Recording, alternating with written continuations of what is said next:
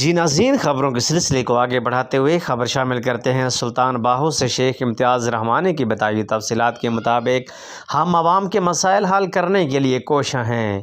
امن اور انسانیت ہمارا مذہب ہے۔ میرٹ اور عدل و انصاف کو یقینی بنایا جائے گا۔ ان خیالات کا اظہار ڈسٹرکٹ پولیس آفیسر جنگ راشد ہدایت نے گاڑھ مہاراجہ کی جامع مسجد گلزار مدینہ میں منعقدہ کھلی کچہری سے خطاب کرتے ہوئے کیا۔ انہوں نے کہا کہ عوامی مطالبے پر گاڑھ موڑ پر پولیس چوکی قائم کرنے کا اعلان کرتا ہوں۔ باہو پل سمیت داخلی راستوں پر پولیس چیکنگ مؤثر بنائی جائے گی۔ مویشی چوری ہر صورت برآمد کر کے ملزمان کو کیفر کردار تک پہنچایا جائے گا۔ پولیس میں کرپشن پر خاموش نہیں رہوں گا۔ اس موقع پر رانا محمد اسلم، صدر انجمن تاجران چودھری عامر عبداللہ، شیخ مبشر عباس، مختار ایڈوکیٹ، شیخ احسان الہی نے اجتماعی تجاویز بھی دیں۔ بعد ازاں متعدد شکایات پیش کی گئیں جن پر فوری احکامات جاری کیے گئے۔